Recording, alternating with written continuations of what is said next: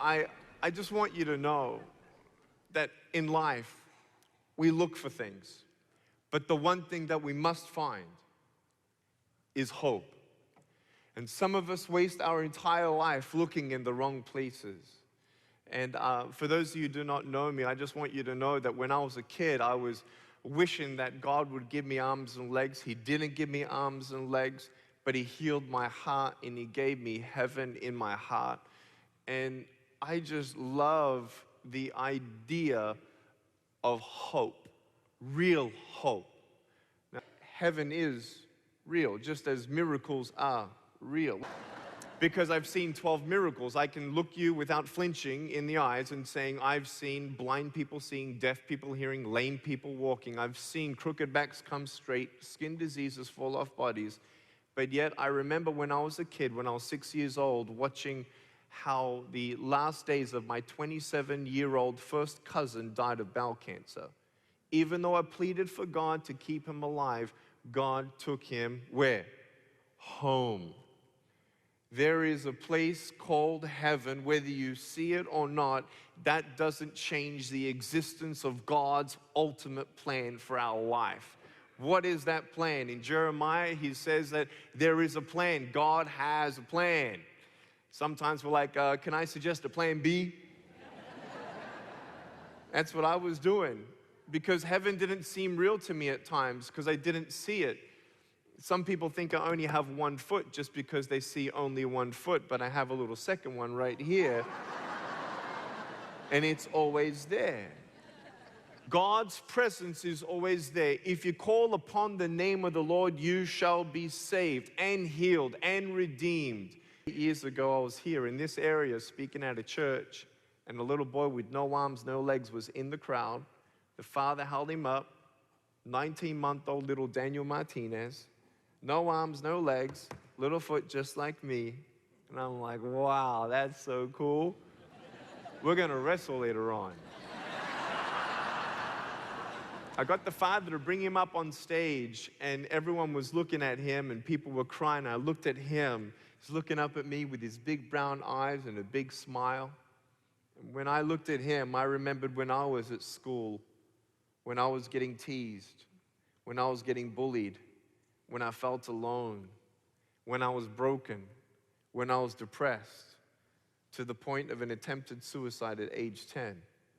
But by the grace of God, I did not go through with that because of the love of my parents. But I thought one way of really seeing a miracle would be if God would send a limbless man to my school and talk to all these kids about bullying. That would have changed my life. That would be classed in my eyes as a miracle. Well, when you don't get a miracle, you can still be a miracle of God for someone else. Not that just heaven is real, but Jesus is real to me now. He carries me when I cannot walk. And if God can use a man without arms and legs to be his hands and feet, then God can use you too. Let me tell you about the love of God for a second. This old woman in India, she looked about 144 years old.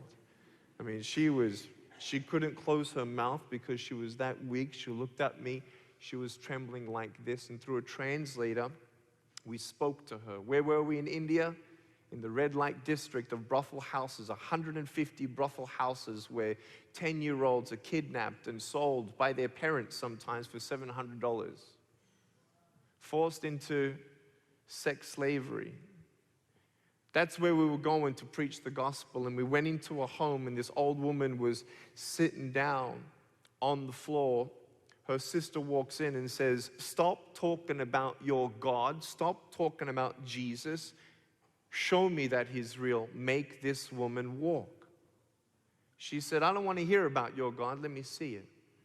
So I sort of took a step back, and I'm like, okay, God, you know that she's putting you on the spot here, not me, right? You know that you're not putting me on the spot. She's putting you on the spot. I just want you to get that here. So we prayed about it, prayed for her, prayed just right there and then with even a camera rolling. And the first time she tried to get up, she couldn't get up. She was trying to stretch her legs out. She hadn't walked for 4 years. Now, we prayed again. She got up all by herself. She started jumping up and down. It was a miracle. But here's the miracle, who that woman was. That woman wasn't just any woman. That woman was the one who started that whole red light district 45 years ago of organizing sex slavery, getting the pimps and the madams and the kidnappers, and ruining and destroying thousands and thousands of girls' lives. And God healed her. God pursued her. God pursues you every day, every breath. For as long as you are breathing, the door of mercy and grace is open to you. Jesus is the healer. He loves you. Don't deny him into your heart just because you don't believe that you're not good enough for his love. That's the amazing thing about God's unconditional love. He pursues you. And when you hear his voice, don't harden your heart. Let him in. I hardened my heart. I didn't think he could do miracles with my broken pieces. But man, you know, when I was a kid, I never thought I'd get married. I have a beautiful wife. Her name is Kanae. We have a little baby boy, nearly 18 months old. His name is Kiyoshi. He's already my height. When my parents saw me, the doctor said I'm not going to be able to walk. They had no idea what God's vision was. They were looking for hope, but they found it because they were looking in the right place. Jeremiah chapter 29 verse 13 says, "Then you will call upon me, come and pray to me, and I will listen to you. You will seek me and find me when you search for me with all your heart." That's verse 12 and 13. Beginning of 14, "I will be found by you, declares the Lord." I love what Rick Warren says. Who better to tell you what your purpose is than the one who made you? That makes sense to me.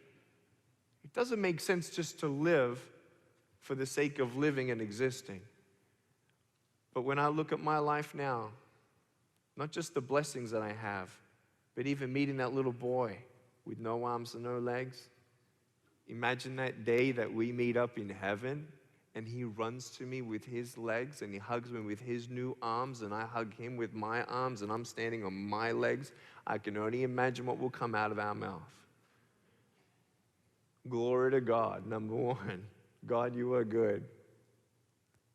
And the second thing I think would be shared is Daniel saying, "Nick, thank you for helping me believe that this place called heaven was real." See, you can have faith that you can pray for a miracle. When your miracle doesn't come, still ask for God's vision. Search for God's vision in your life. I see some of you teenagers with gray hair and no hair here. I can see all of you from here very well. And God has you here for a reason. He's not done with you yet. There's still another person to hug. There's still another person to pray for. There's another missionary to send seed in and prayer for. Someone to comfort. A child who has no grandparent. You can be that, that cute little grandma that gives them all the candies. You know what I'm saying? Like that in itself, you may not think that that goes deep, but love is the greatest answer in the world. And there was no greater love than this, than Jesus Christ, who died for your sins, that if we are not forgiven, we are not perfect, therefore not deserving of heaven. You can have stuff, but what's the point of having stuff? You can give me $1 billion, but if my wife dies tonight, if my mom dies tonight, if my cousin dies tonight, money's nothing. What are you looking for? Hope? Purpose? Come to Jesus. He's the only one who was holy and perfect. He was the only one who said he was God. He's the only one who did miracles the way that he did. And before he raised himself from the dead, he raised a couple other people from the dead. He's real. He's God. Don't harden your heart as you hear the knock on the door. He loves you whether you're running away 100 miles an hour in the wrong direction or not. He loves you right now. He can help you. He can, and only He can heal your family, can heal your mind, and make you a new creation. The question is not, how are you doing? It's, wherever you're going, are you going with God, in His strength, with His plan, or your plan? My parents' vision of my life, they thought I would just be laying down the rest of my life. They never knew that I could type 43 words a minute on a normal computer and do surfing and scuba diving and skydiving. They never thought that their limbless kid would be a 31-year-old evangelist in 2013, meeting 7 presidents, speaking at 5 congresses, and 400 million people around the world heard the gospel of Jesus Christ.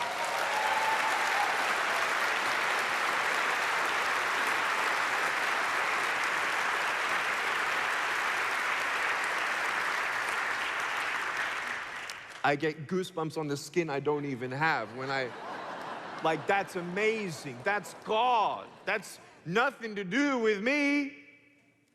Nothing to do with what broken pieces He used. I just gave Him my heart and I said, here, Lord, here I am. I don't understand what you have for me, but I trust you. Give me arms and legs, but if you don't give me arms and legs, take my heart, heal my heart, renew my mind. I want to live for you. When I let my own will, my own plans be surrendered, say, God, take over. That's when He brings live, beautiful things out of dead, broken bones, dead, broken dreams, torn pieces of my heart and my mind. He says, I got you. And when you cannot walk, I'll carry you. And when you mourn, I'll be there. I am with you. I love you. I have a plan. Trust me. Do you mind if we have some music in the background, please? I'll play piano, but I'm not warmed up yet myself. But I just want you to know something. That I didn't see at all what was coming. All I saw was me, like this, alone for the rest of my life. And I tell you, man, it was only 2 weeks ago that my child hugged me for the very first time. You see, how long the hug is and how frequent we hug is actually not up to me. It's up to Him. It's like our relationship with God. He's there as soon as you wake up, waiting to converse, to speak, for Him to hear your prayers, to say hello. Hi, Dad. I love you. Thank you for another day. I need you. I can't do this without you. Heal me. Give me strength. Give me your wisdom. And that, as a daily relationship with Him, reminding yourself of the promises of God, is an active relationship with Him that will transform you from the inside out. Do you have Him in your heart? Is He an idea, or is that relationship real every day you live? I'm not asking you how holy you are. I'm not asking you how long you pray. But have you died to your vision and your fear and your confusion? Just said, God, take over. Have you done that yet? I'm jealous of some of you gray-haired teenagers because you're closer to the finishing line than I. But then again, maybe not. After all, this could be the last time I'm on stage. Correct? But that's why I smile. Because every day, He is with me. He is mine, and I am His, no matter what. Continue to seek the Lord with all your heart. Lean not upon your own understanding. Trust in Him. He'll direct your paths. You will find Him, and He'll be everything you'll ever need.